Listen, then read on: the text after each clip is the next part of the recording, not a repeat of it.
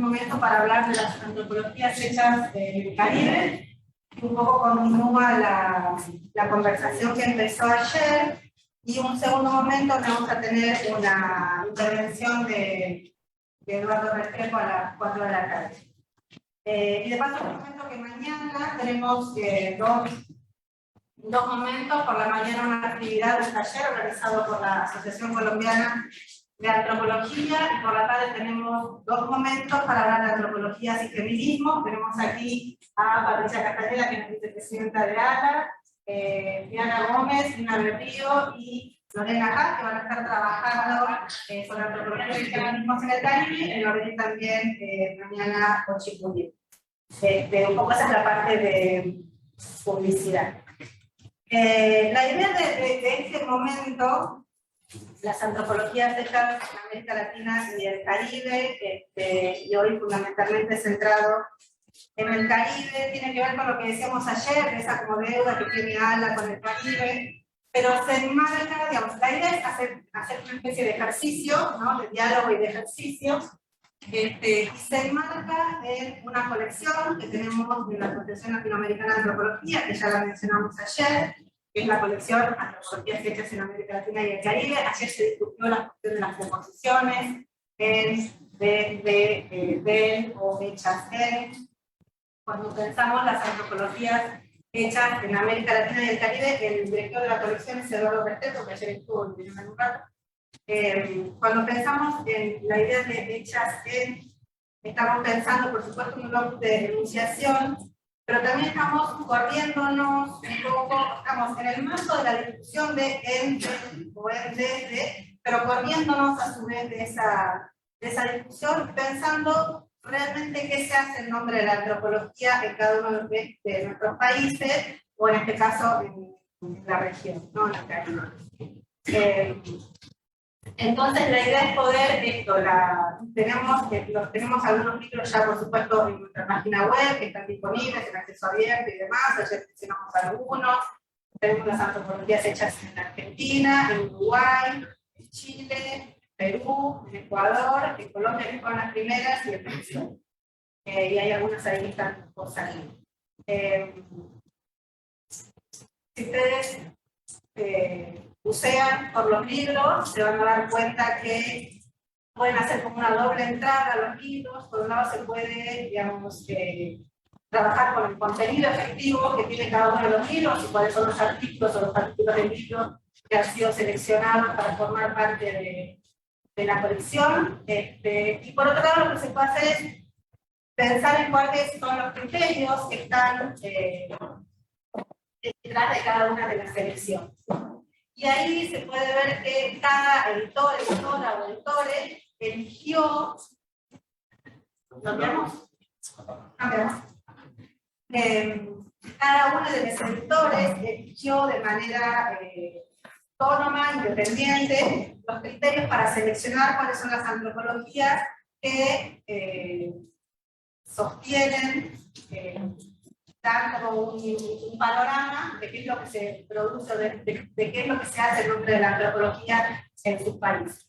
Entonces se van a encontrar con libros como los de las antropologías hechas en Argentina, que tenemos todas las publicaciones, excepto un capítulo final, son 3 tomos de republicaciones, ¿no?, que abarcan toda la historia de la antropología en la Argentina. Y luego hay otros que tienen, por ejemplo, las antropologías hechas en el Ecuador, que tienen 2 tomos de republicaciones y 2 tomos de textos nuevos, de una convocatoria que se abrió especialmente para formar parte de esos libros. Y luego también pueden ver cuáles son, digamos, los temas que aparecen reflejados en esos libros, responde a cuáles son los criterios que para cada uno, insisto, de esos editores conforman las antropologías locales o nacionales. Entonces, desde ALA, digamos, la posición siempre fue de total libertad para que los editores elijan lo que les parezca. Lo único que, digamos, hay algunos criterios que tienen cuestiones formales, digamos, el contenido está enteramente definido en cada uno de nuestros países, y de lo que se da cuenta es precisamente que refiere por ahí al título de la revista, de la pluralidad de nuestras antropologías, ¿no? Por eso es antropologías plural, es antropología en singular, hecha en cada uno de nuestros países, porque estamos todo el tiempo dando vueltas sobre esta idea de la antropología plural, ¿no? Que eso sí se enmarca en la discusión de las antropologías del mundo, las antropologías del sur, y un poco lo que se discutía ayer. La idea de este espacio, la idea, digamos, de todo el encuentro de este pre-evento, pero especialmente la idea de este espacio, es poder, como decía, poder hacer, perdón, como decía al principio, este ejercicio para ir pensando qué es lo que se hace en nombre de la antropología en el Caribe. Mayormente va a ser colombiano, pero no solamente porque tenemos a un invitado de la República Dominicana que va a estar vía Zoom. Entonces, en ese sentido, invitamos a Hugo Durán como coordinador, director del programa de antropología de la Universidad de Magdalena, Edwin Aristi, de la República Dominicana, y Elena Caicedo, que tiene una perspectiva que ha dado clases aquí en la Universidad de Magdalena, que lo está dirigiendo el ICANN, que fue miembro de la Asociación Latinoamericana de Antropología, o sea, que tiene también una perspectiva ahí regional para poder ir pensando, ubicando estas antropologías desde esos espacios. Entonces, la idea es poder ir como reflexionando sobre esas particularidades, emocionalidades, objetos, reflexiones, etcétera, que hacen a las antropologías que se hacen acá. Entonces, en ese sentido le voy a dar la palabra a Julián Montalvo, que, bueno, ya lo mencionamos ayer, que es el coordinador de Caribe. Buenas tardes a todos. Bueno, voy a empezar a trabajar nuevamente porque el Jefe Caribe inicia por esa ausencia del Jefe Caribe tal. Pensamos en llegar a la organización de demás que decía que había una ausencia del Caribe. Y para eso llegamos a lo que fue el Jefe Caribe. Estamos un colectivo de antropólogos de Dominicana, Puerto Rico, Venezuela, Cuba, Alemania. Había gente que estábamos seduciendo, que venía de la parte de la energía anglófona, que estábamos en Francia, que querían hacer parte del Caribe completo, hicimos en necesidad. Se buscaba también con Juaristi, la compañía dominicana, comenzar un ejercicio que es de la antropología de los lugares, del Caribe puntualmente. Este sería el ejercicio de diálogo que hacemos con una persona, una compañía dominicana, que hace parte del GT, y él nos hablaba un poco cómo ocurre la antropología ya que ha pasado por Venezuela. Anclados en el Caribe, en este caso.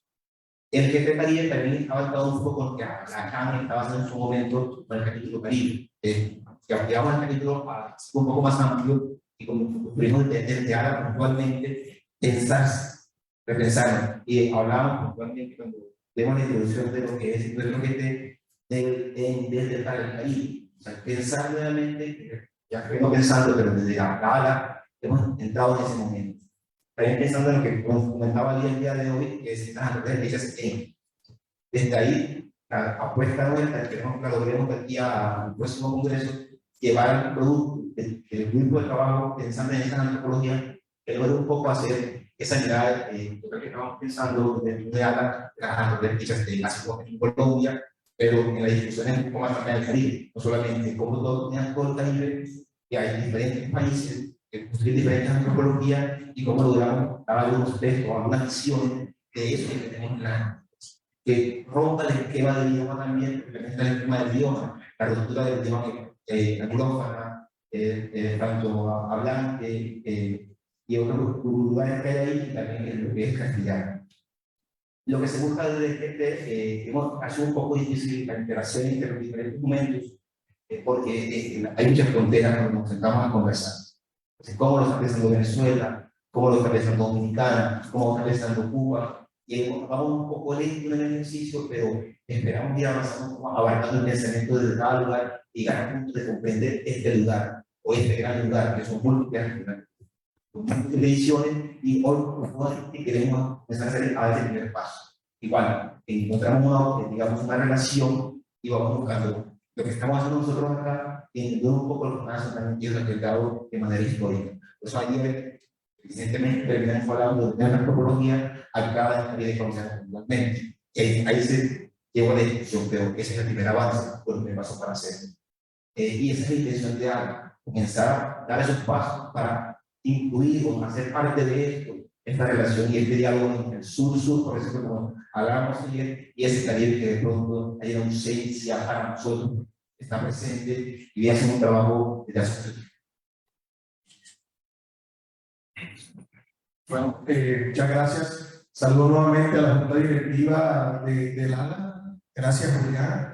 En la misma vía, bueno, ayer se mencionaron varias cosas, ayer surgieron varias preguntas, ¿no? En el panel de antropologías hechas en el Caribe. Ahí nos ilustraron bastante el profesor Fabio Silva, Roberto Almanza y Juan Gómez. Y surgen unas preguntas muy interesantes como, ¿para qué sirve ese conocimiento? Solo podemos hacer antropología del Caribe desde la violencia. Solo se puede hacer antropología del Caribe desde la etnografía. Y bueno, un poco lo que voy a contar aquí es, seguramente va a contribuir ahí a responder, a intentar ayudar a responder esos interrogantes. Lo que yo voy a hablar ahora es un poco de lo que se ha hecho en el programa de antropología. Sí, no en antropología de Colombia o el Caribe, sino lo que se ha hecho en el programa.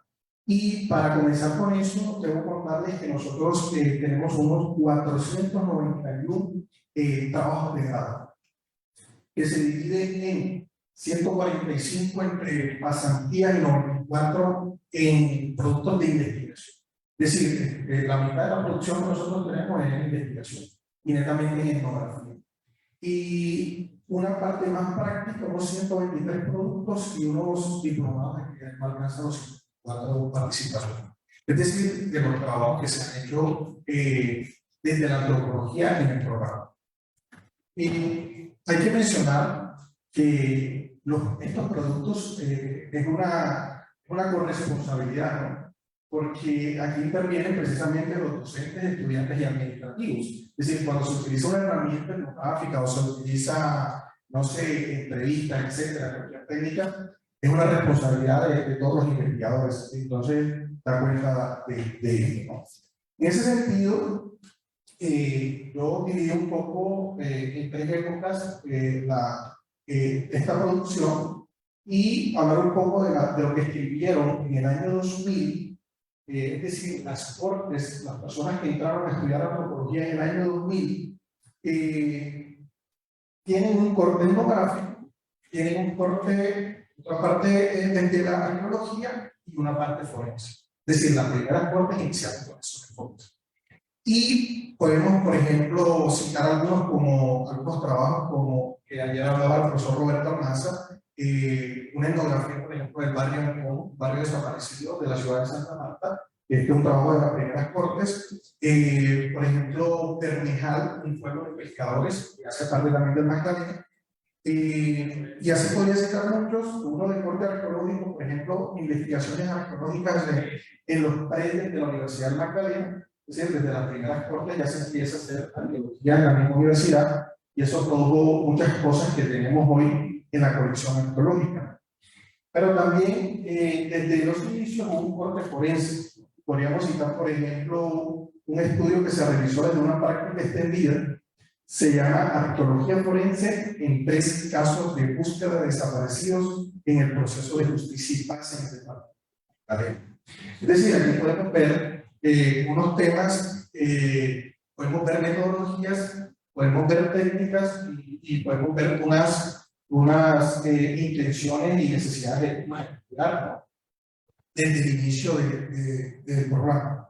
Luego, lo dividí en estas 3 partes porque hay mucha información y muchos, hay más matices, pero luego en el 2010, la gente que entró a estudiar antropología en el 2010 sigue con la misma dinámica.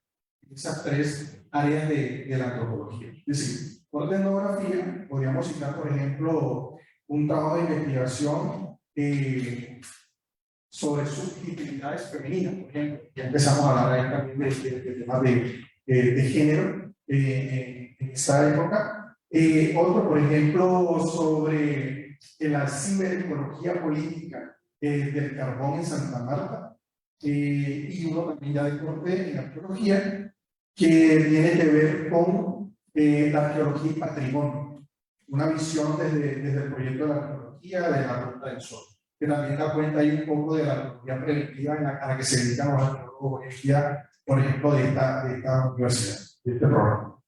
Otro de corte desde la arqueología tiene que ver con la arqueología de la región Caribe, un estudio desde la arqueología preventiva en el proyecto Ruta del Sol, una concepción Yuma que seguimos teniendo egresados ahí trabajando ahí. Otro de corte etnográfico, por ejemplo, el Periquillo del Pueblo Viejo, prácticas artísticas y rituales en el Festival del Periquillo del Pueblo Viejo, ¿no? Matanero, y etnicidad en el Caribe colombiano, procesos identitarios en el archipiélago de San Bernardo. Que solo pues, hicimos un resumen muy pequeño para ver pues, una idea. Y luego, la gente que entra a estudiar en el 2015 continúa con la misma dinámica de estudiar en esos tres enfoques. Por ejemplo, de corte etnográfico tenemos de la amapola a la mora, una etnografía sobre los diferentes modos de vida campesinos en la vereda del Cinco de la serranía del Perijá, departamento del Cesar.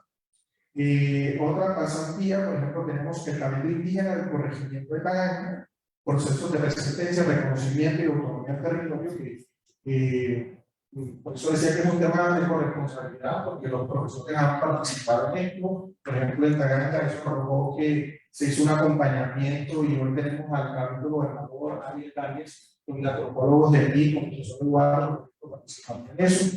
Por ejemplo, todo el tema de la vereda del Cinco, también el profesor Fabio, por ejemplo, el tutor de ese autor y hoy de eso. Y seguimos teniendo en esta misma época un corte forense. Si continuamos con la dinámica también del corte forense, y por ejemplo, un trabajo que se llama documentación del tiempo transcurrido de muerte a partir de los procesos de descomposición en cerdos desnudos y en ropa expuesta a la superficie, enterrados y sumergidos en un ejercicio en la Universidad Magdalena. Continuamos con arqueología, por ejemplo, teníamos aquí análisis de artefactos aerófonos prehispánicos de una colección de laboratorio de arqueología de la Universidad Magdalena. Y bueno, podría citar muchos más, pero creo que mostrándote un poco esta radiografía de lo que es el programa y de cómo se ha hecho antropología aquí, yo diría que esa es la mayor contribución, ¿no? Que hemos construido un relacionamiento de largo aliento con las comunidades y el territorio. Eso es evidente, eso lo entendemos nosotros lo vemos así, nuestros profesores, nuestros egresados. Y alguien ayer mencionaba que, creo que era el profesor Fabio, que mencionaba que él decía a sus estudiantes que debían ir a hacer campo para construir amigos. Yo creo que de cierta manera eso lo hemos hecho. Por ejemplo, no sé, con Anthony Bundigua y por medio de un antropólogo egresado aquí, pues se construyó más con amistad, no he producido nada al respecto, ni creo que lo haga, pero hay una amistad ahí, hay un reconocimiento, hay un acompañamiento, si se quiere, y así yo lo he escuchado, por ejemplo, con muchos profesores que han tenido un relacionamiento con Atlantis, que han visto todo ese problema identitario que hay en Atlantis, que lo han acompañado durante mucho tiempo en Taganga, en Mamatoco, en Gaira, y desde diferentes puntos de vista. Entonces yo creo que esa, a propósito de lo que se preguntaba ayer, pero era la doctora Elena, de que qué hacemos con ese conocimiento y cómo evaluamos nosotros a los egresados. Creo que esa es una de las vías, ¿no?, en las que nos reconocemos hoy y que hemos construido unas relaciones de largo aliento con el territorio, con las comunidades y en esas comunidades. Muchas gracias.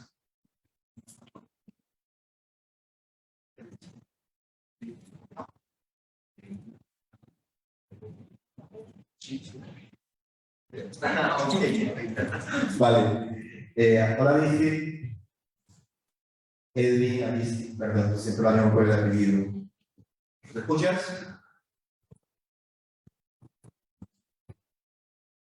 ¿Me preguntas a mí? Sí, estoy hablando contigo. ¿Cómo estás? Bien, gracias. Bueno, te voy a contar un poco quién es Edwin y por qué motivos hace un momento está con nosotros el día de hoy. Un momento.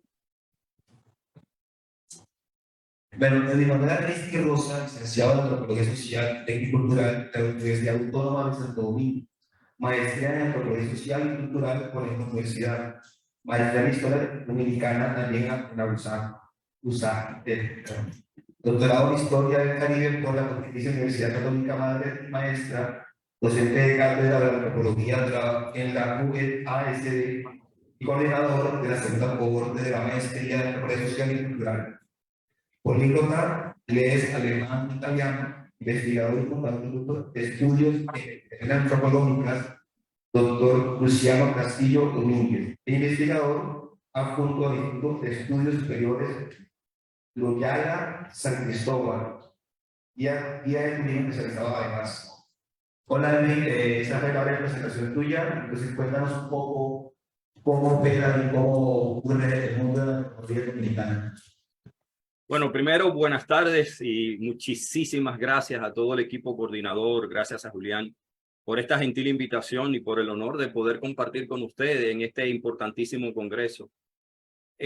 Hablar de la antropología en la República Dominicana hay que hablarlo quizás en dos vertientes y también en sus etapas. La antropología en República Dominicana tiene la vertiente del quehacer antropológico, que es quizás mucho más antiguo que la vertiente de la formación académica. O sea, el quehacer antropológico nuestro quizás tiene una historia tan añeja como la misma historia de la llegada de los conquistadores europeos hacia América, puesto que en la isla se comenzaron prácticamente algunos trabajos etnográficos desde el propio Cristóbal Colón. O sea, podríamos utilizar eso como una especie de antecedente de los trabajos antropológicos, en este caso etnográficos, que se han realizado en nuestro país y sobre todo en la isla. Podría decirse que desde 1492 hasta 1980 tenemos esas etapas, una primera etapa de antecedentes del quehacer antropológico. Y ya a partir de los años 80, cuando la Universidad Autónoma de Santo Domingo graduó los primeros antropólogos socioculturales en nuestro país, entonces hay una segunda etapa del quehacer antropológico, ya con la sistematicidad y el rigor científico que amerita esta ciencia. Y entonces se desarrollaron diferentes trabajos de antropología en diferentes áreas precisamente de esta ciencia. Podríamos hablar de la antropología física, podríamos hablar de la arqueología, la antropología social y cultural, la antropología aplicada. Incluso en la antropología aplicada o al día de hoy se están realizando importantísimos trabajos en proyectos, por ejemplo, de reubicación involuntaria por construcciones de hidroeléctricas, asentamientos en nuevos proyectos habitacionales, etcétera.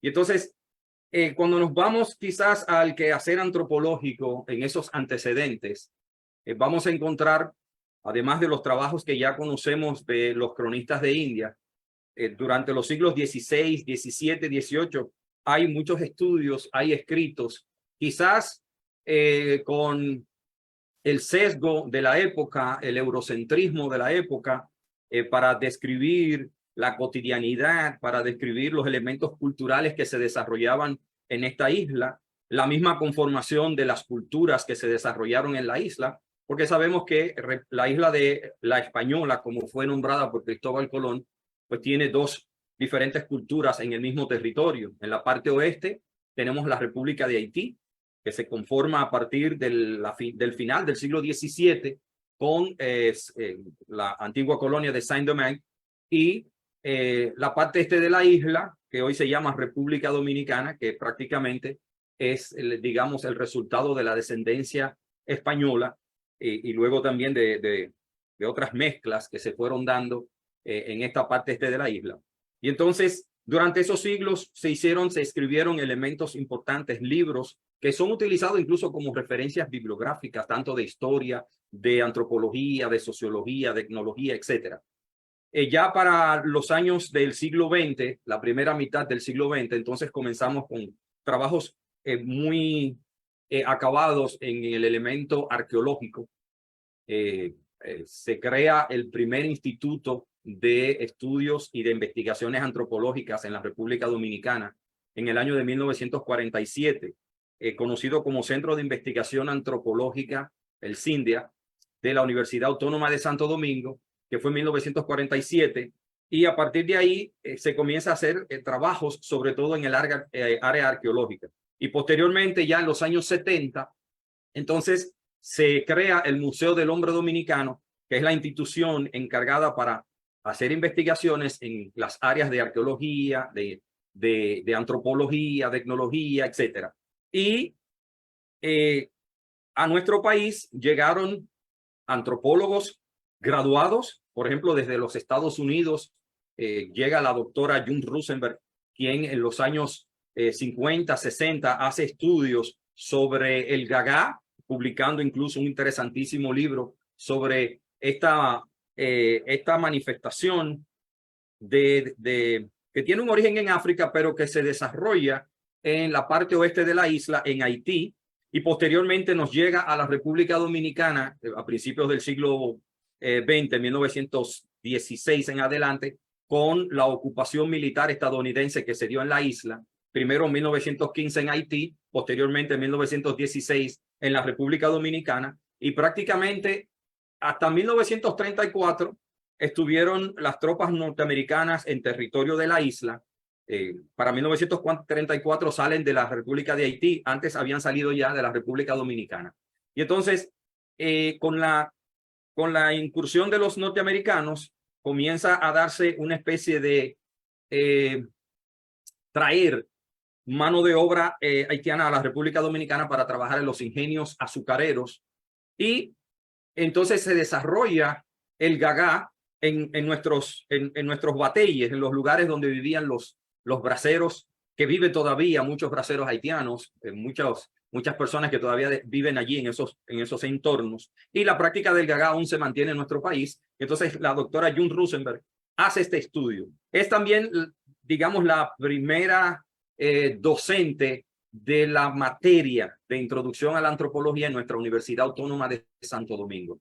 Posteriormente, otros doctores, tanto dominicanos como extranjeros, fueron parte de los docentes de nuestra universidad y que empezaron a formar los primeros antropólogos en nuestro país, que dieron luego al traste con esta camada de antropólogos socioculturales que tenemos en nuestro territorio. Con esos estudios antropológicos que han venido avanzando, ya hoy tenemos una segunda cohorte de maestría de antropología social y cultural, la cual tengo el honor de coordinar en este momento, la segunda cohorte. Soy egresado de la primera cohorte de esta maestría. O sea que los estudios antropológicos a nivel académico han ido avanzando. Ahora, el quehacer antropológico, quizás en los últimos años podemos decir que ha tenido una especie de no uso por parte de las instituciones del Estado. Muchas de las improvisaciones y quizás de los errores que se han estado cometiendo en instituciones del Estado dominicano, ya sea en el área de la salud, ya sea en el área de la agricultura, en el área de obras públicas, o sea, diferentes estamentos del gobierno dominicano, donde demanda realmente el uso de antropólogos, pues se ha hecho un poco difícil para la clase antropológica, para los profesionales de la antropología, poder llegar hasta estos proyectos, a pesar de que se somete precisamente proyectos por parte de diferentes antropólogos para que se visualice ese quehacer antropológico y la importancia que tiene en la aplicación para que proyectos, por ejemplo, habitacionales, de asentamientos agrarios, y en este caso incluso con la llegada del turismo, que es la principal actividad de la economía dominicana, comunidades que son receptoras de turistas, pues se pueda, digamos, llevar en armonía los procesos de cambios que se pueden dar en estas comunidades a partir de las diferentes actividades económicas que se puedan llevar allá, o de estos asentamientos en los, digamos, en el cambio que se da del arraigo y desarraigo cuando son movidas las personas de manera involuntaria de su hábitat natural. Y lamentablemente, pues ha sido un poquito difícil, para decirlo de alguna manera, hacer entender a las instituciones del gobierno de que la antropología es una de las mejores herramientas con las que ellos pueden contar para que esos proyectos lleven el rigor que requieren, que tengan un término feliz para, digamos, mejorar el bienestar de estas familias, para que el proceso de adaptación de una comunidad que tuvo que ser reubicada producto de digamos, del cambio climático, como está sucediendo en nuestro país, como aconteció hace poco tiempo en la zona del lago Enriquillo, que es el lago más grande que tenemos en la isla y también el más grande de las Antillas. Producto de ese cambio climático, el lago Enriquillo comenzó un proceso de recarga de sus aguas y en los entornos del lago se habían asentado varias comunidades que se vieron afectadas por el aumento de los niveles del agua y fue necesario hacer una reubicación de estas personas. Bueno, pues para poder trabajar a estas comunidades y poder llevar un proceso en el cual sea menos traumático para los habitantes, los pobladores de esas comunidades, lo ideal hubiese sido trabajar con los antropólogos. Sin embargo, lamentablemente, esto no se llevó a cabo. Sí, hubo antropólogos que hicimos estudios, investigaciones e hicimos propuestas al gobierno dominicano. Incluso mi tesis de maestría fue precisamente el proceso de adaptación de las personas que fueron reubicadas en el nuevo proyecto habitacional construido por el gobierno dominicano para reubicar esas familias. Y notamos en estas investigaciones que las familias tenían problemas de adaptación por una cosa que pudo haberse previsto si se hubiese trabajado la comunidad previo, incluso al inicio de la construcción del proyecto. El agua.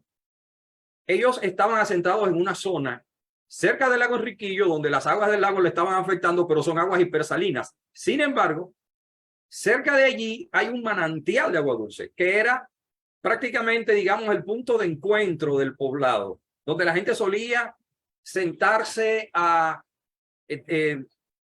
pasar el tiempo, el ocio, a conversar. Era su lugar de reunión, pero al mismo tiempo también su lugar de abastecimiento de agua potable, su lugar de disfrute, porque era un balneario también, o es un balneario porque se preserva todavía. Y al ser reubicados en un espacio un poquito más distante de donde estaba originalmente este lugar, pues allí lamentablemente no se construyó en principio un acueducto. Entonces, estas familias que tenían su cotidianidad, su modo de vida enfocado en una agricultura de subsistencia, en una ganadería muy mínima y también de la pesca, pues al ser movidos, ser reubicados en un espacio distante a donde ellos estaban, no tenían el mecanismo para la subsistencia, o sea, ya no había la agricultura porque no tenían el agua para poder sembrar. Sus animales no podían llevarlo al nuevo asentamiento. Y la pesca, bueno, era lo que sí podían mantener, claro está, con ciertas reservas. Y entonces ese proyecto comenzó, digamos, a tener esas debilidades y al día de hoy parte de lo que se diseñó como un centro comercial para que las personas pudieran tener pequeños negocios allí, el centro comercial se convirtió en un centro habitacional. Las personas alquilaron estos espacios que se le dieron para instalar negocios y lo alquilaron como viviendas. Y entonces ese proyecto prácticamente en ese sentido fue un fracaso. Ya posteriormente entendieron la importancia de la construcción del sistema de agua, de un sistema de irrigación, de un acueducto. Y entonces ese proyecto se ha venido ejecutando. Y bueno, nos queda ahora la segunda parte para continuar ese proceso de adaptación de las familias.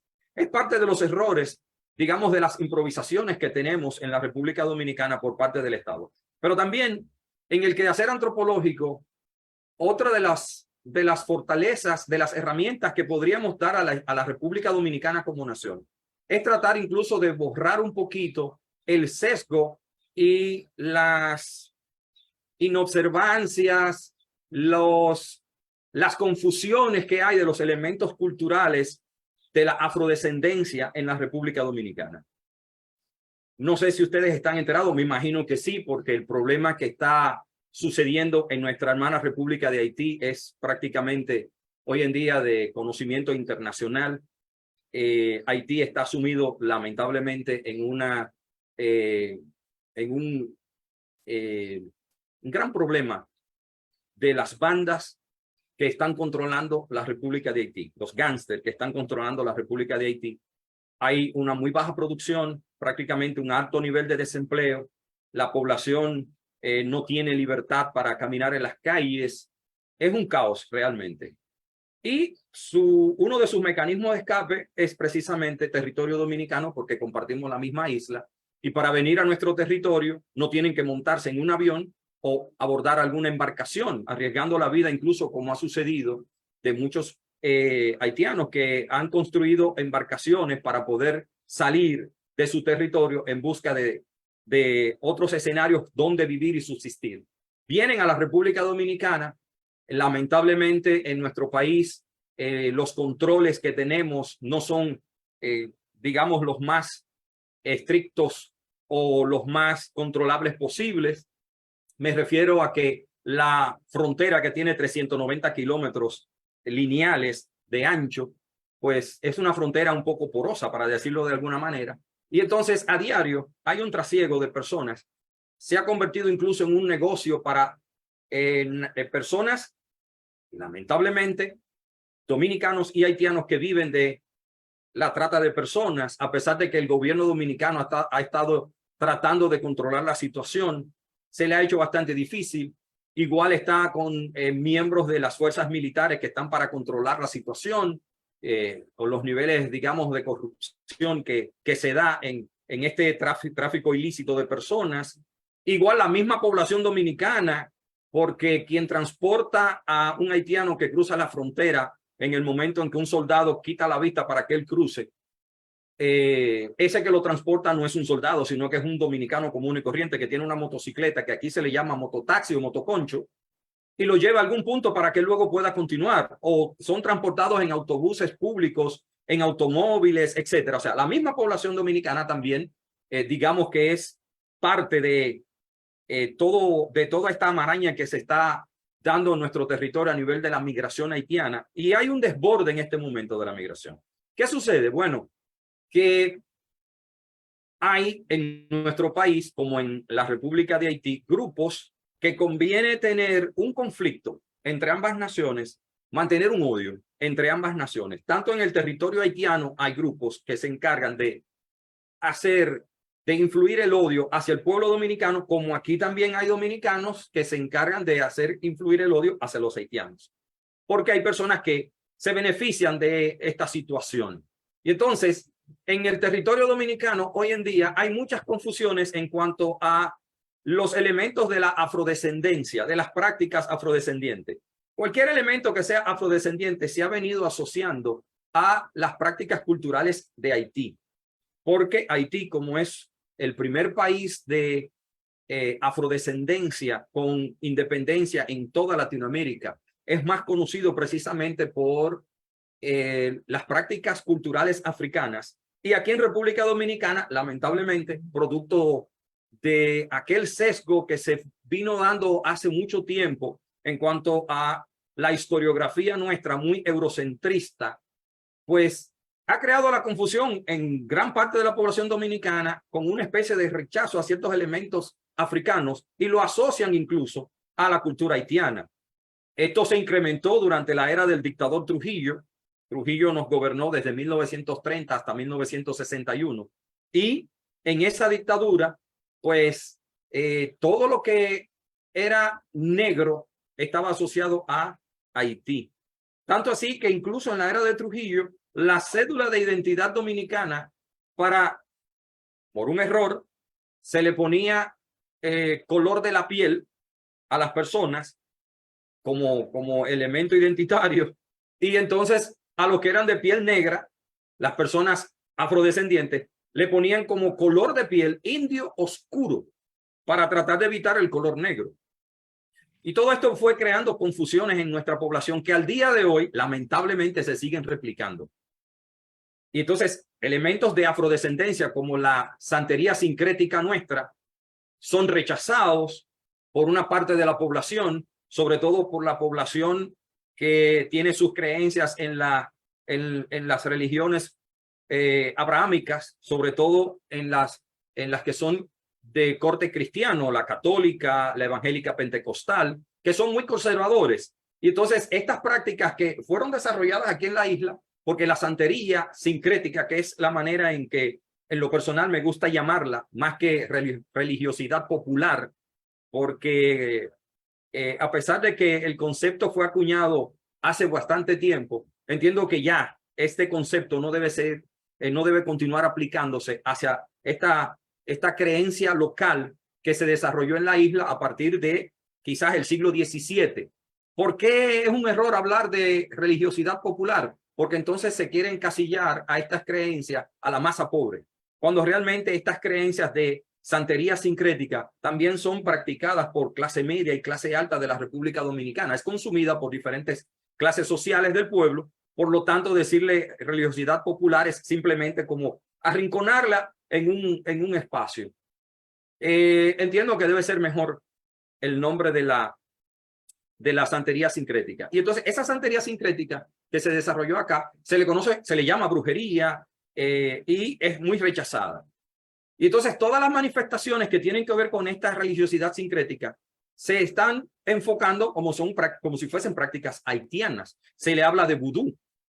Y entonces en la población dominicana ha venido creciendo un rechazo por estas prácticas, incluso por prácticas que realmente no son nacidas en República Dominicana, como el caso del gagá, que vino de Haití, pero que tiene alrededor de casi 100 años de práctica en nuestro país. Se practica en Semana Santa. Ahora, recientemente, la semana pasada, pues en varios lugares donde estaba la actividad de la industria azucarera, porque precisamente era en esos escenarios, las plantaciones de caña, la industria azucarera, donde se desarrollaban o se desarrolla estas manifestaciones que tiene que ver con un origen en África de las tribus rarás. Y entonces nos llega y se mantiene la práctica. Y hubo aquí en algunos lugares donde las autoridades locales le quisieron prohibir el que se manifestaran durante la Semana Santa por solicitud de los cristianos. El caso de la provincia del Ceibo, para citar, uno de los lugares donde lamentablemente la gobernación y la alcaldía, en conjunto con los pastores y los sacerdotes católicos y evangélicos, pues decidieron prohibir la manifestación. Ya en el resto del país se estuvieron dando en muchos lugares sin ningún tipo de problema, claro, bajo ciertos controles, porque producto precisamente de la confusión que hay respecto a estas manifestaciones, se cree que cuando se encuentran dos gagás van a pelear con machetes y que puede alguien salir lesionado. Esto ocurrió en una ocasión en nuestro país durante la Semana Santa y se ha tomado como que es repetitivo durante todo el tiempo. Entonces, todas estas confusiones... Sí, por cerrando un poco, para el tiempo nos alcance que falta una persona más y seguramente hay preguntas de todo lo que me va a contar en el momento, puedo seguir interactuando, ¿vale? Perdón, no te escuché bien, ¿cómo? Ve cerrando la idea sí, y... a eso voy.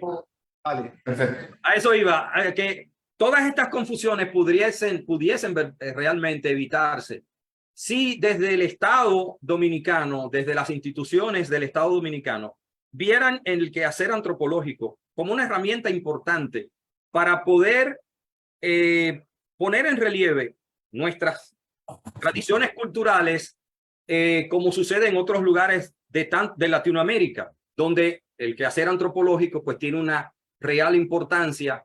Los antropólogos son utilizados, son aplicados para los diferentes programas que tienen desde las instituciones públicas o desde las instituciones privadas. En República Dominicana pues tenemos todavía que hacer un poquito más de esfuerzo para que ese quehacer antropológico pues se pueda visualizar mucho mejor y poder contribuir precisamente al desarrollo, al bienestar de nuestras comunidades y sobre todo a mostrar nuestras riquezas culturales, nuestras herencias culturales de las tradiciones que tenemos en el país. Bueno, creo que con esto quisiera ustedes si tienen preguntas. Vale, en un momento seguramente hay un de preguntas, sobre todo lo que ha contado él sobre el dominicano. Alena. Bueno, muchas gracias también al colega de República Dominicana por esta exposición muy interesante sobre lo que está sucediendo allá. Realmente me pareció muy interesante. todo esto que cuentas sobre la visión de las representaciones que hay alrededor del mundo haitiano y todas las dinámicas que están sucediendo allí. Creo que son una de las cosas que uno esperaría poder conocer mejor. Pero bueno, voy a pasar a otro tema. Y para pedir de antemano excusas porque no voy a hablar de antropologías del Caribe como tal. Como ustedes saben, llevo mucho tiempo sin vivir en el Caribe, entonces cuando uno no está, es mejor hablar de lo que uno sabe.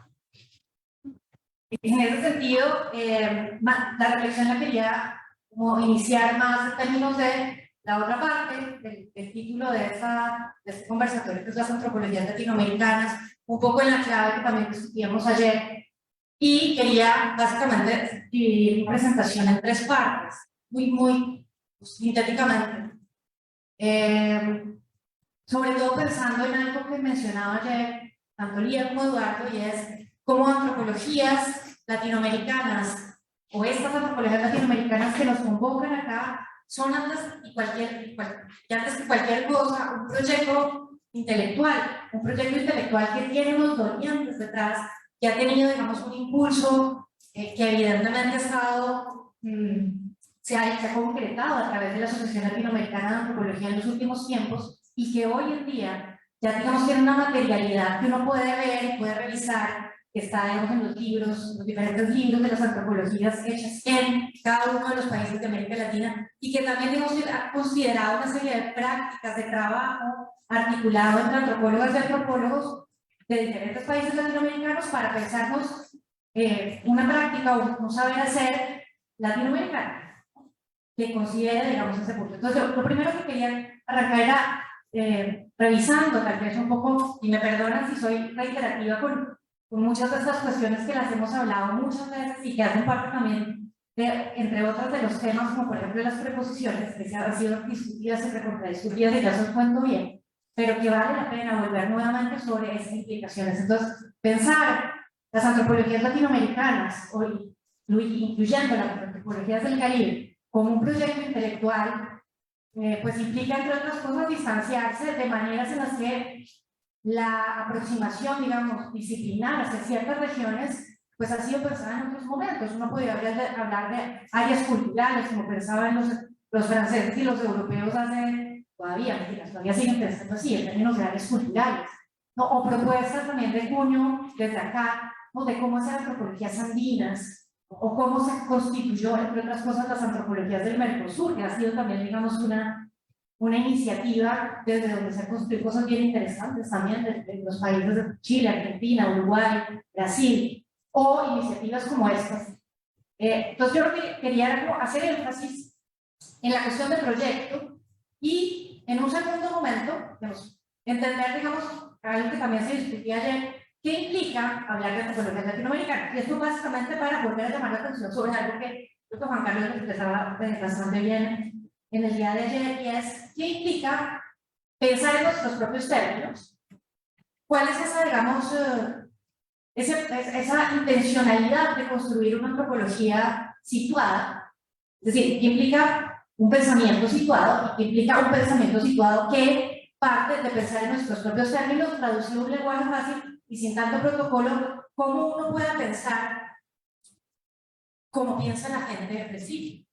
Es decir, ¿cómo hacer una antropología pensada como piensa la gente en Santa Marta? Básicamente, digamos, ese es el principal punto de qué significa esta idea de pensar en nuestros propios términos, pero además de eso, cómo esto debe considerar el hecho de que estamos descentrando, de alguna manera provincializando formas de antropología hegemónicas que se han impuesto y que han llegado un poco en paracaídas a regiones como esta, a decir la antropología es así o asá.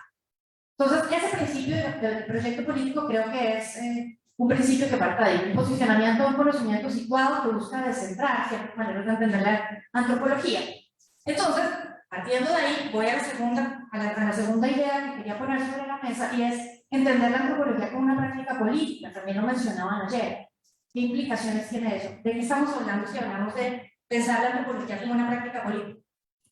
Primero, pensar la antropología como una práctica, es decir, no la antropología como una entelequia, como dice Respeto, o una antropología solamente en el enunciado, o una antropología con una mayúscula que decide qué es y qué no es antropología, o quiénes son y quiénes no antropólogos, sino más bien una antropología que está pensada desde las prácticas de lo que hacen, o que hacemos también los antropólogos y los antropólogos.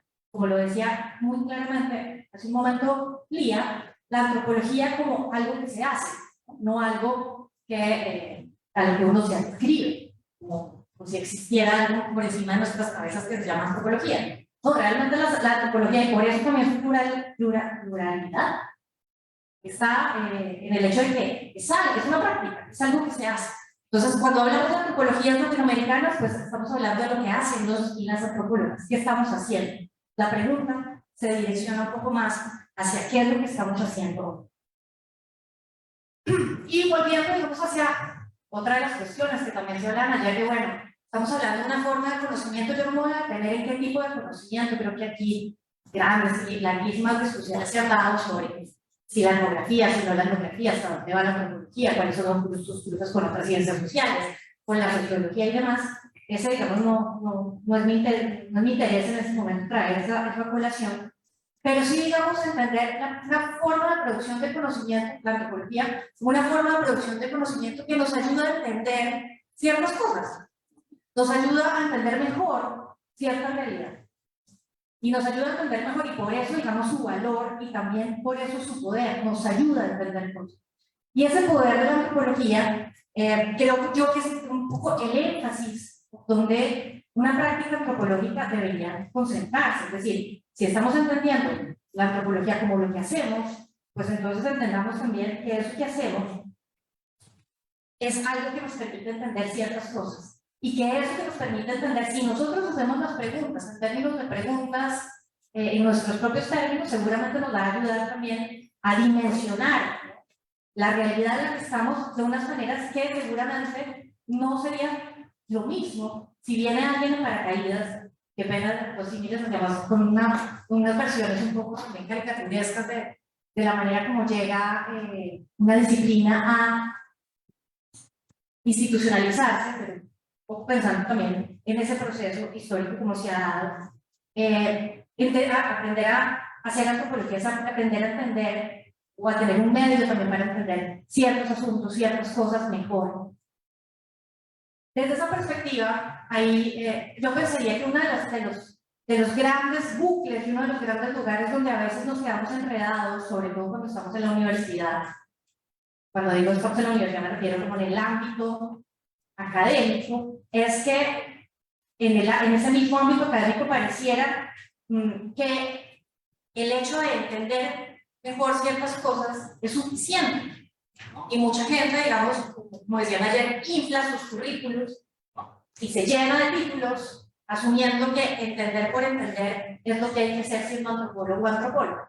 Ahí pondríamos sobre la mesa una de las consideraciones que creo yo que siempre se han puesto en discusión acá, y es conocer para qué, y conocer mejor con qué criterio o con qué finalidad. Y yo me alineo, digamos, con la línea marxista, que piensa que el pensamiento sirve básicamente para transformar la realidad en la que uno está. Y si uno entiende mejor con herramientas como la antropología en el mundo en el que está, pues más puede hacer para transformar ese mundo. Es decir, si hay un propósito detrás del conocimiento y no es el conocimiento por el conocimiento en sí mismo.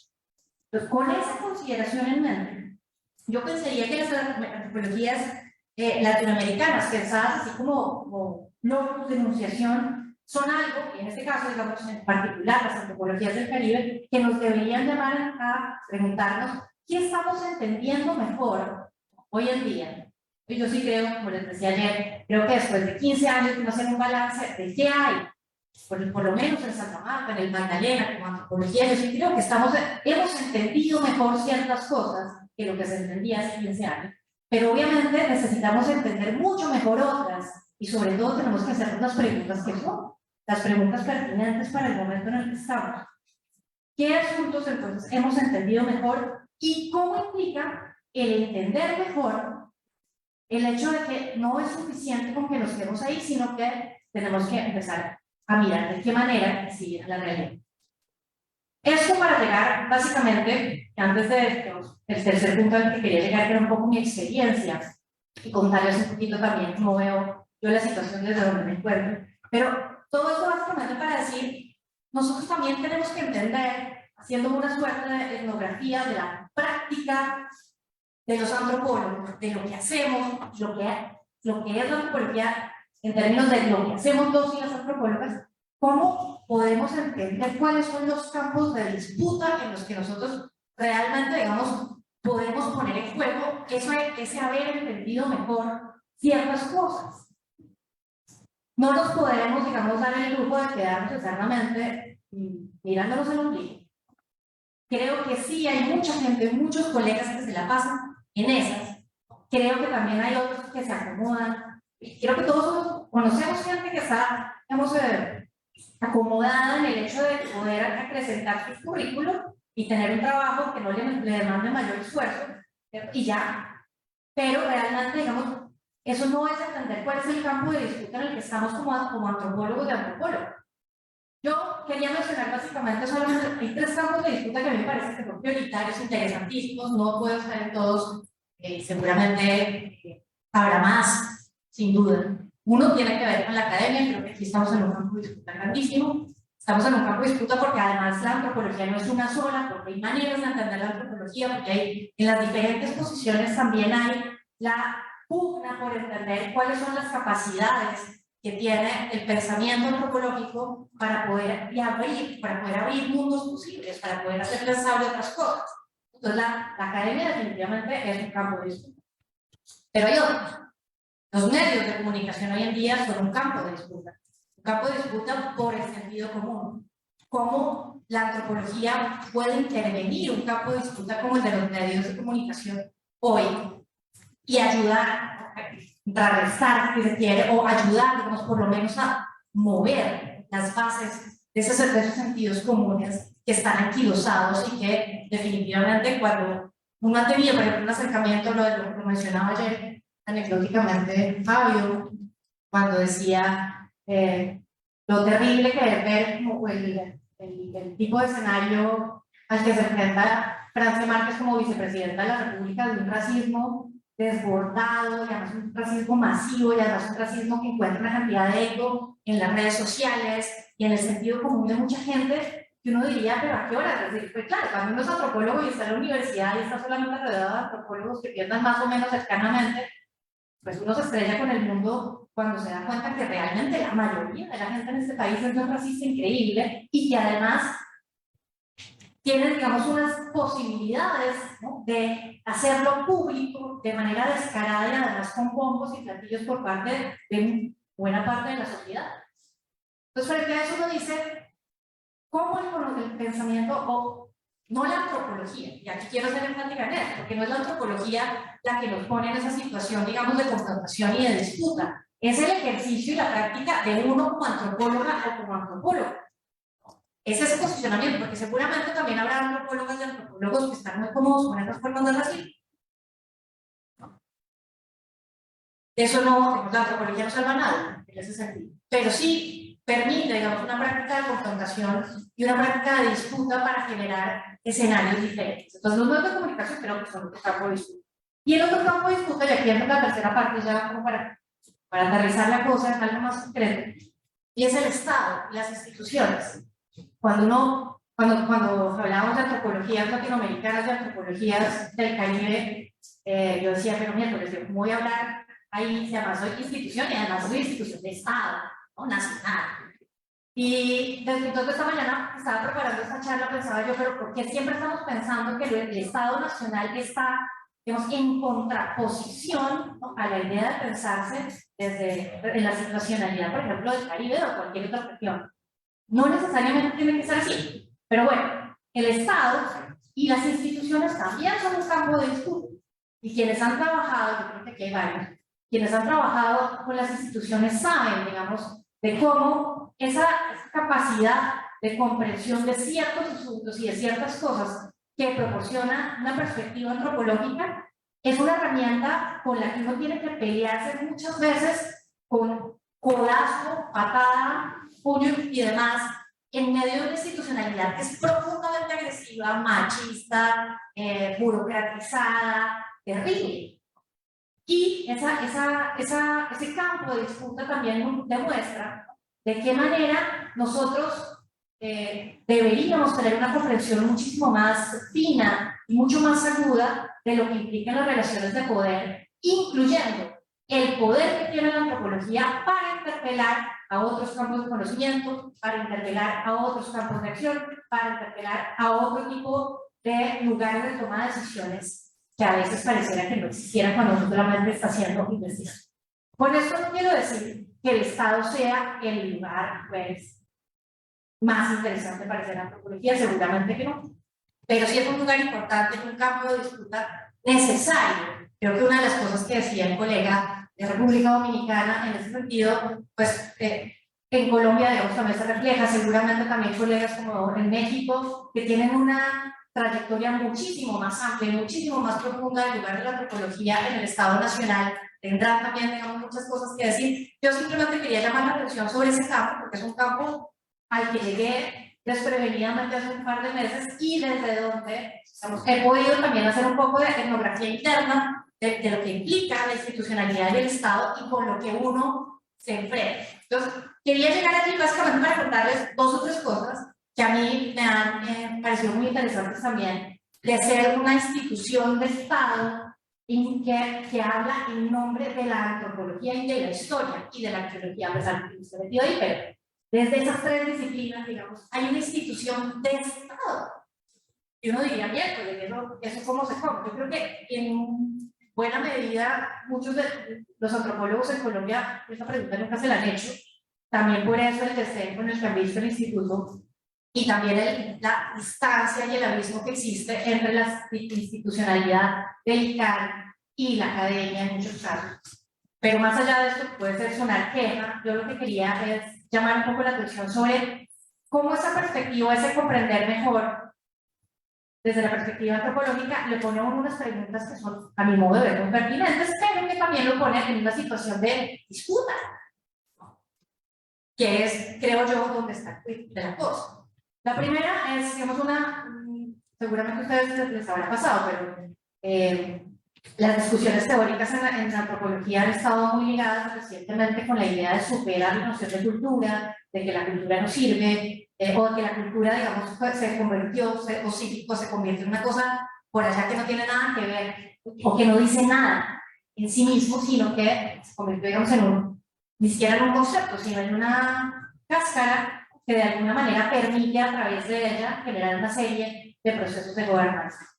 Y en el caso, digamos, del Estado colombiano, una de las cosas con las que uno se encuentra es con un Ministerio de Cultura, en el cual la noción de cultura es para uno chistosísima y rarísima, ¿no? Porque es una versión de cultura del siglo XIX donde la cultura se divide entre las artes cultas, las artes populares, ¿no? El patrimonio, ¿no? Y una cosa que se llama poblaciones, que equivale básicamente a los indios y los negros.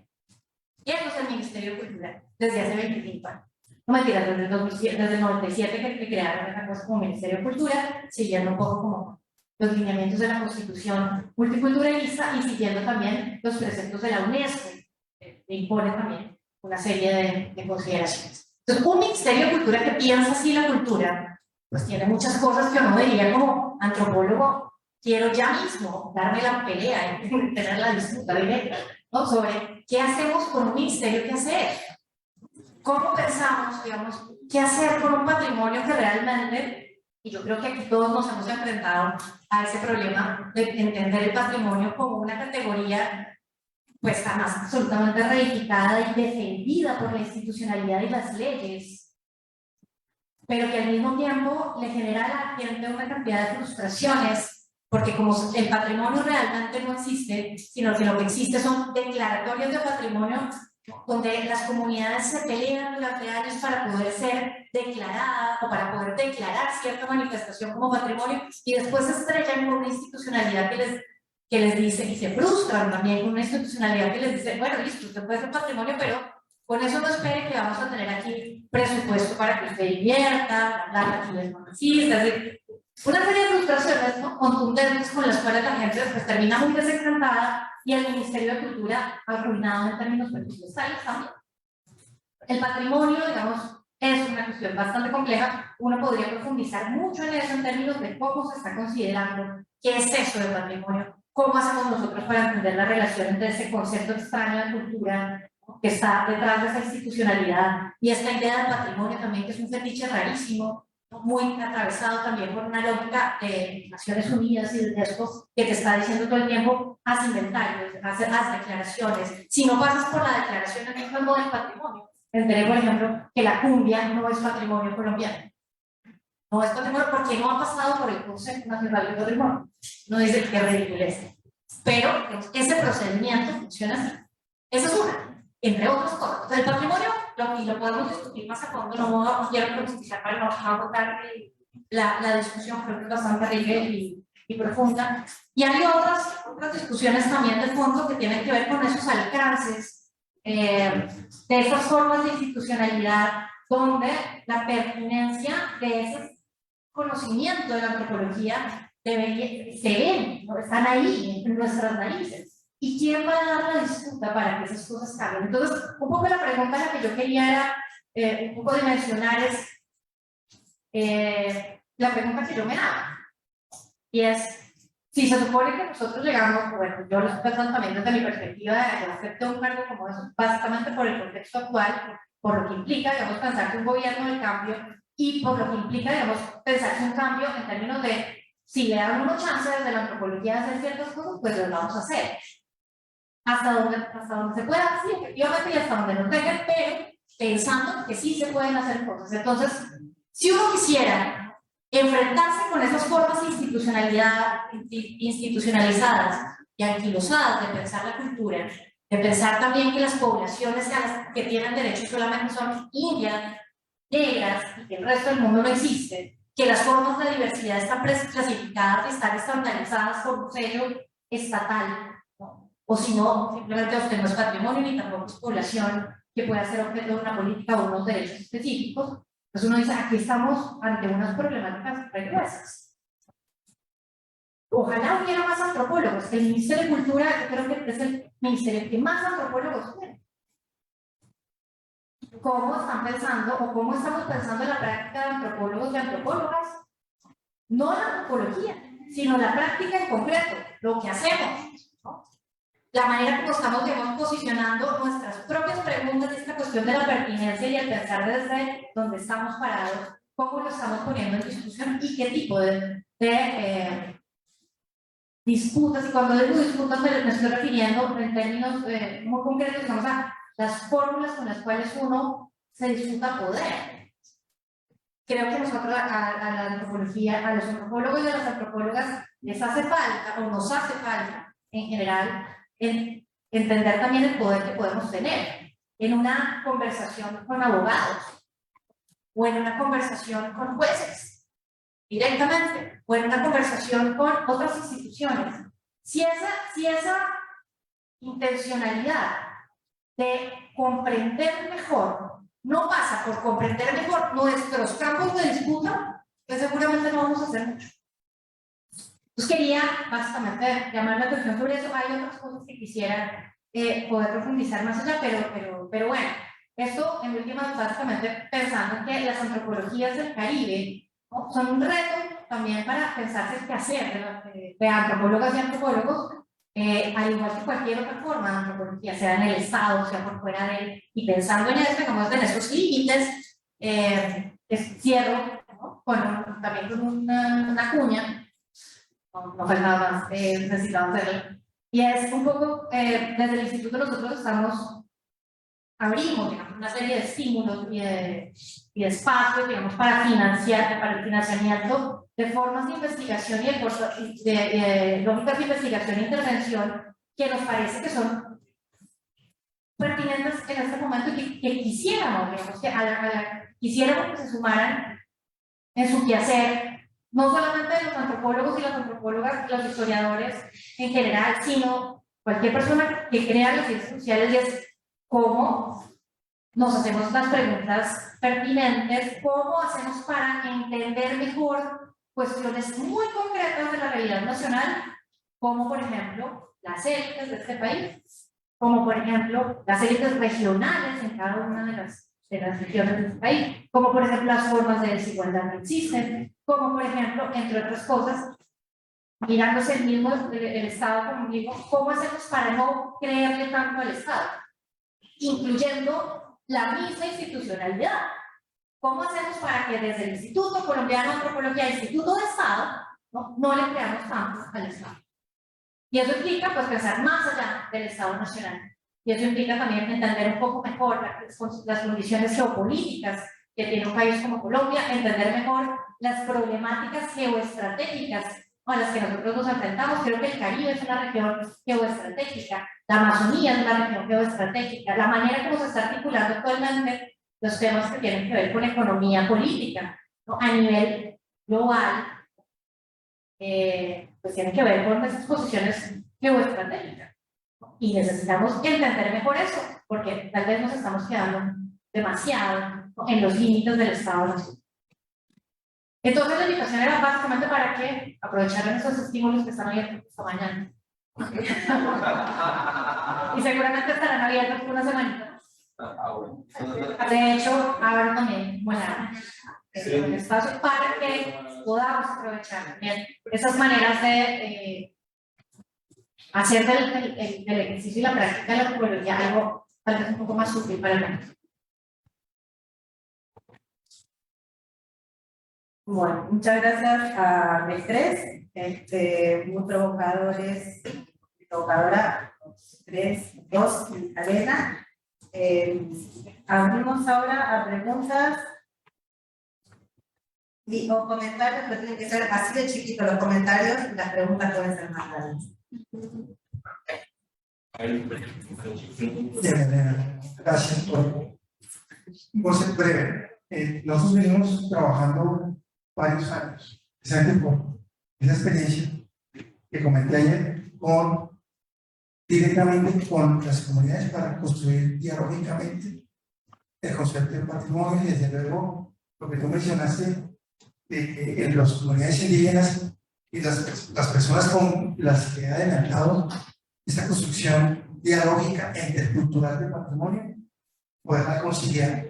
No sé qué tan fácil puede ser desmontar el modelo UNESCO, porque estamos atravesados por una legislación que tendría que pasar por el Congreso para que cambie, digamos, el rumbo de la política cultural respecto a lo que se está haciendo hoy. Aspiro y cuenta con que si esa experiencia que tenemos puede ayudar para que eso se logre, al menos un proyecto de ley que transforme todo, yo creo que vale la pena continuar el camino. Yo trabajé muchos años con Cayetano Torres, Cayetano desapareció, pero he trabajado con los dos grupos que construyeron el concepto de patrimonio de la humanidad, con la comunidad huayú. Ellos están radicalmente en contra del concepto de patrimonio. Para Cayetano era una cuestión espiritual y todo emana del equilibrio social. Y hay una cosa maravillosa, alcanzamos a escribir a 4 manos algo que ya está publicado y te lo voy a llegar. El segundo es con los palabreros huayú. Voy a participar en el primer congreso de lengua araguay. Creo que tú vas a estar en el ICAM, va a estar presente ahora en la Universidad de la Guaira. Va a haber el primer encuentro va a estar con otros líderes, etcétera. Pero con los huayú estamos trabajando un concepto no UNESCO de patrimonio, que es un concepto más maternal, más madre naturaleza, con toda esa discusión paternalista, patriarcal, machista de la construcción de UNESCO. Entonces, comentario y breve pregunta. Ojalá haya chance de que esa convocatoria pueda incluir personas como ellos, o sea, hacer una cosa intercultural, que sea con el visto bueno, desde luego con la población de Itaganga también. Hemos construido un plan de vida y un concepto, digamos, diferente del patrimonio que maneja el ministerio. Ellos llegaron con el chinchorro como su elemento patrimonial y lo primero que hizo la ministra fue devolver eso.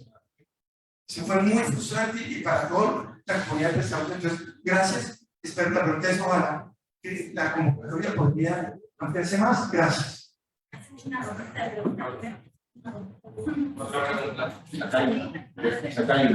Gracias. Bueno, muchísimas gracias a todas las personas que acaban de participar. Yo tengo dos preguntas muy puntuales. La primera es para el profesor Aristi, Edwin, agradeciendo además este panorama tan interesante y creo que nos llama a la necesidad de poner más en diálogo esos temas que se están abordando en las antropologías de cada país. Y yo tendría entonces una pregunta a partir justamente de esta dimensión de los trabajos con la población haitiana y de lo que claramente se ha venido discutiendo en torno al racismo antinegro, al racismo antihaitiano, si eso es un tema de abordaje en la discusión antropológica y documental, digamos, más allá del sujeto vulnerabilizado o que se reubica y que la antropología tiene que hacer intervenciones. Y lo traigo también recuperando la intervención de Alena respecto al tema del racismo. O sea, si hoy nos estamos pensando en una antropología antirracista, y eso, digamos, en el caso dominicano, como se piensa. Y la segunda es para Julián, dado que están ustedes en las preocupaciones del GT Caribe, como, y tú decías, bueno, cada quien está tratando de pensar por dónde, cada país, como cuáles han sido algunos hilos conductores que han encontrado para pensar justamente las antropologías del Caribe y también los desafíos, ¿no? Nosotros estamos un poco en esa misma perspectiva, pensando en temas de antropología feminista y tal, y en el Caribe, y ahí hay una serie de desafíos enormes. Entonces, quizás si nos puedes compartir un poquito más del trabajo que en relación a hilos que encuentran así como articuladores o temas, metodologías, entidades, en fin. Muchísimas gracias.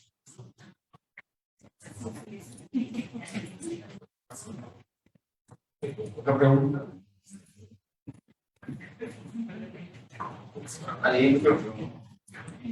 Ahora sí. Bueno, muchas gracias a todos por sus exposiciones.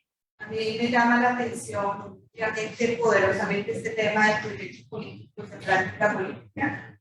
Creo que allí hay unas cosas que hay que discutir, sobre todo con detalle. Me parece que en ese tema hay que abocar una mayor organización, parte de la disciplina. He tenido la oportunidad de observar muy de cerca este tema y me parece que en ese ejercicio de la antropología política nosotros como actores pues tenemos diferentes tendencias y me preocupa mucho una tendencia a favor de la corruptela y del capitalismo. Es muy grave lo que pasa, pero sin embargo también hay una antropología que se ha dado la pelea por generar esas transformaciones y son realmente, están rindiendo. Y para decirle al compañero que el tema de la declaratoria de patrimonio en la Sierra Nevada sí va a tener presupuesto en el Plan Nacional de Desarrollo. Se logró tener un acuerdo para ese punto específico. Lo que quiere decir es un poco que pues nosotros hacemos todos estos ejercicios pensando que se desvanecen, pero muchas veces no. Muchas veces sí rinden unos puntos y hay que saberlos también poner en valor.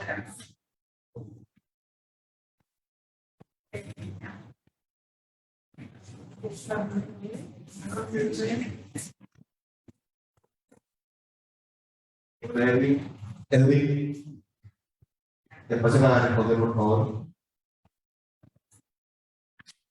Bueno, la parte que me preguntaron primero no lo escuché muy claro. Si podían repetirme un poquito, acercarse un poquito aquí a la...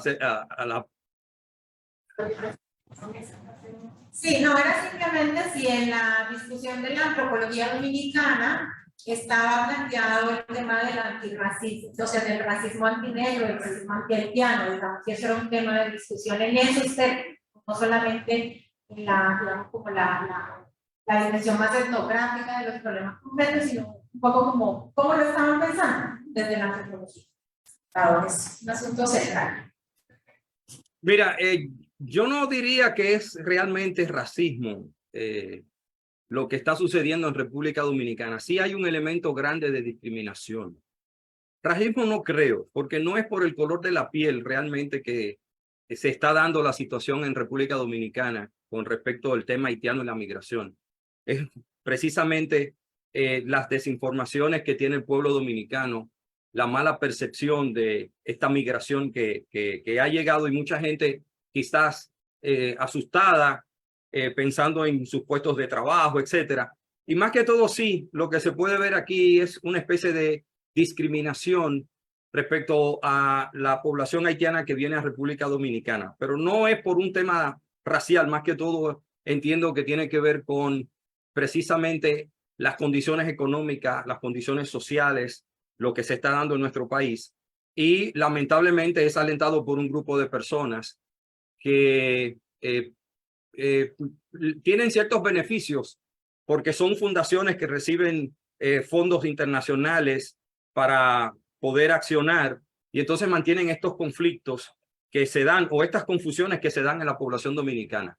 Desde la antropología hemos tratado de, aquí en la República Dominicana, de hacer entender a quienes tienen las confusiones que primero no es una realidad de que los haitianos nos están invadiendo, que es, por ejemplo, uno de los temas que se aplican por mucha de la gente que quiere crear estas confusiones. Hablan de una fusión de la isla.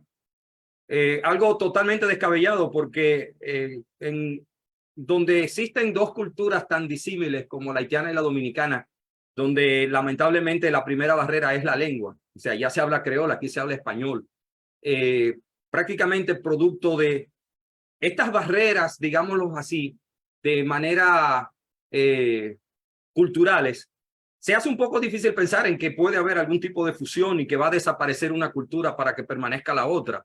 Simplemente son manejos que se dan para crear estas confusiones y mantener precisamente estos conflictos que se están dando en la población dominicana, la población haitiana, a pesar de que no hay un encuentro o un conflicto, digamos, de luchas entre las personas, de persecuciones, de asesinatos, ni nada por el estilo. Lo que sí hay realmente son discriminaciones que se dan en el aspecto, por ejemplo, del discurso, de la manera en cómo mucha gente se expresa con respecto a la migración haitiana. Ahí sí tenemos realmente un gran problema en República Dominicana.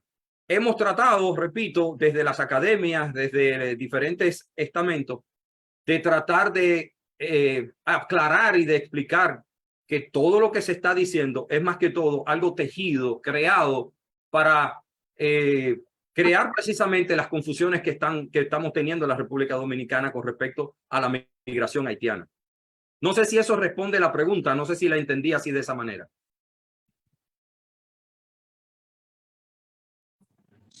Sí.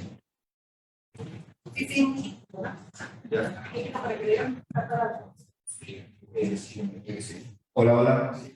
Responde un poco, sí, a mí, que responde la inquietud que se tiene de cómo se piensa en Dominicana el tema de la discriminación cultural que estás planteando en el lugar de República Dominicana.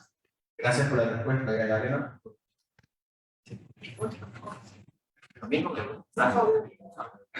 No, respondo brevemente. Si se van a ampliar las convocatorias, no tenemos. Entonces, buenísimo, si quieren presentar en serio, deberíamos aprovechar mejor ese tipo de escenarios y que hay presupuesto, porque en un año no sabemos si va a ir bien. Entonces, las cosas en serio, estoy hablando en serio. Entonces, hay que aprovecharlo en el momento. Y frente a, bueno, dos comentarios. Uno, frente a lo que dice Eduardo, yo entiendo, digamos, lo polémico, problemático y complejo de poner en cuestión el patrimonio, pero por lo mismo lo necesario. Es absolutamente necesario. En serio, nos estamos comiendo la cola todo el tiempo en un ministerio y en una política, digamos, cultural que no está dando cuenta realmente de problemáticas de fondo. Una lástima, digamos, que se haya descartado la labor de la ministra y que en este momento no haya ministro, o bueno, no haya ministro en propiedad, porque había una intencionalidad realmente de cambiar y de transformar la manera como se ha pensado el ministerio desde mucho tiempo y también la política cultural en Colombia. Ahora, gran reto entonces, ¿no?, la participación de las y los antropólogos en ese debate. Pues no podemos salir, digamos, a decir allá también que la cultura ya está mandada a recoger como concepto y que por lo tanto no vamos a dar esa pelea. No, evidentemente no lo podemos hacer, o sería bastante irresponsable. ¿Sí? En ese sentido, digamos, creo que lo que hay es que ir generando la posibilidad de que podamos pensar a pesar del patrimonio. En este momento, o desde hace unos años, no se está pudiendo pensar la cultura sino como patrimonio. Si se reduce la cultura patrimonio, y patrimonio es una cosa absolutamente estandarizada, con el exacto, además que tiene que estar certificada por el Estado, o si no, no es patrimonio, pues estamos fritos. Eso debería pasar. Por otro lado, y frente a lo que dice Claudia, con respecto a yo haría, digamos, yo opino lo mismo que usted, lo que pasa es que creo que haría una pequeña salvedad, y es que yo no estoy defendiendo la antropología, porque yo creo que la antropología no hay que defenderla. Lo que sí creo es que es la práctica de las y los antropólogos responsables, y digamos que funcionan con cierta ética política, la que vale la pena defender, pero es a las antropólogos y a las antropólogas que tienen esa posición, no a la antropología en sí misma. La antropología puede ser terriblemente conservadora, terriblemente retardataria, ¿no? También no hay formas de hacer antropología que funcionan así, que funcionan incluso de manera racista, de manera que incentiva formas de desigualdad estructural permanentemente y que mantienen, digamos, un status quo de desigualdad sin ningún tipo de inconveniente. La academia además es muy cómplice en ese sentido, sobre todo cuando lo que hace es generar privilegios, ¿no?, de los mismos académicos, que les importa realmente muy poco lo que suceda más allá de su propio ámbito de acción. O eso cuando tienen una posición, digamos, de trabajo de planta y demás, y nada por el estilo. Entonces, no es la antropología lo que habría que mirar. Habría que ver qué tipo de antropólogos y antropólogas, qué tipo de práctica antropológica es una práctica antropológica realmente que busque disfrutarse cosas y que lo esté haciendo en lo concreto. Yo creo que esa es la que queda.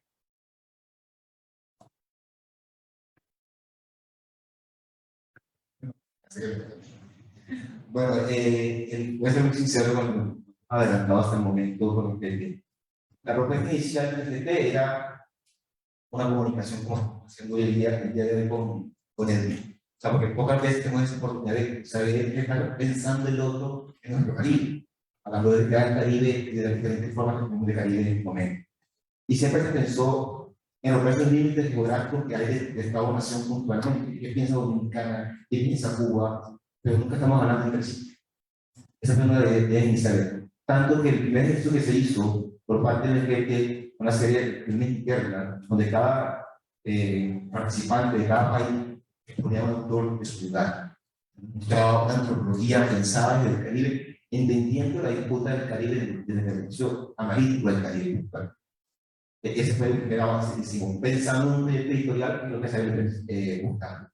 Por otro lado, hay el propio PDI de México, él ha logrado con ALA hacer un ejercicio de recopilar todos los trabajos que hay en antropología en las universidades, de pensar también en hacer un nuevo perfil que tenga que ver con la página web, esa antropología llamada dominicana, que haya dominicanos en 13 grados en la época, para poder entender que está haciendo, no tenemos esos puntos de encuentro. O sea, pareciera que el mar se está pasando su función, no estamos comunicando. Cuando históricamente no hemos comunicado a través del mar. Esta fue una de la búsqueda, en el momento somos un poco opacos, por decirlo así, y esperamos reactivarlo a partir de hoy. Ya todos los meses que hemos ido trabajando en este evento, de volver a reactivarlo, comenzar a pensar nuevamente cómo venimos articulando esos Caribes desde ahora puntualmente para que la presencia sea más activa.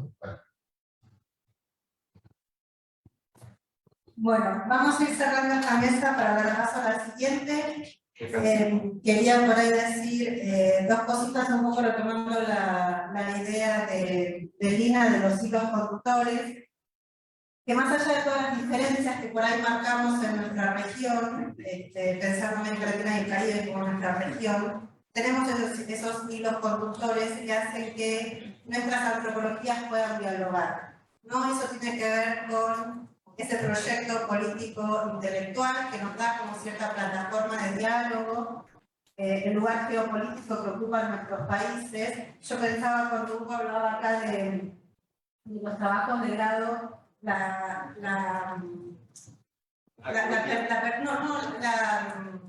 repetición o la centralidad de la cuestión forense, y también pienso en Argentina, yo le tengo con el profesor Restrepo, la centralidad de la cuestión forense, que tiene que ver con esos procesos políticos de nuestro país, de nuestros países, que con sus diferencias también tienen ciertas similitudes. Nosotros tuvimos el terrorismo de Estado, que eso es lo que... Nosotros tuvimos el terrorismo de Estado a la Argentina, y ustedes el terrorismo a la colombiana, pero son esos procesos los que luego digamos, llevan a que tome tanta centralidad, es decir, tome tanta centralidad un aspecto de la antropología, de nuestras antropologías como la antropología forense. Luego también tenemos estas diferencias, ¿no? Acá aparece como muy presente también la arqueología, por ejemplo, en los trabajos finales o en las producciones. Por ahí, en Argentina, digamos, está como más dividido lo que es antropología y arqueología. De hecho, si ustedes van a las antropologías hechas en Argentina, es fundamentalmente antropología social. Tiene que ver cómo la concebimos, ¿no? La arqueología se concibe casi como un campo autónomo, independiente de la antropología social, por más que en algunas carreras están unidas. Pero estamos acá estos días reflexionando sobre el Caribe, y poniendo en el centro al Caribe, y no quería dejar de marcar, para cerrar la mesa de hoy, esos hitos conductores que hacen que sigamos siendo, más allá de nuestras diferencias, una gran región que tiene insisto, cuando nosotros como antropólogos, no todos necesariamente, como bien marca Elena, transitamos por otros espacios internacionales, como un evento que se hizo hace poco acá en Popayán, sobre las antropologías del mundo, que no solamente hablaba en otro idioma, hablaba en inglés y de vez en cuando hablaba en japonés, sino que piensa de otra manera, y ahí, más allá de que uno le pudiera hablar en inglés, de tú a tú, o de igual a igual, no hay posibilidad de diálogo ahí, porque estamos pensando la antropología o las antropologías desde lugares absolutamente diferentes, ahí sí desde lugares casi inconmensurables. Entonces, acá se ha generado en la región como cierta posibilidad de diálogo, ¿no? Allá en el sur, como dice Elena, en el Mercosur, quizás ese ejercicio está como muy aceitado, porque tenemos nuestras reuniones de antropología del Mercosur hace ya bien consolidadas, las próximas habrá en agosto en Río de Janeiro, en Brasil, pero que nos, insisto, que permiten esa circulación, que a veces eso se choca cuando quiere dialogar con otros espacios, mayormente espacios del norte, ¿no? Entonces, no quería dejar de decir esto, vamos a cerrar, sí, a tomar un café, a cerrar durante 10 minutos, luego empezamos con el próximo espacio, ¿sí? Muchas gracias.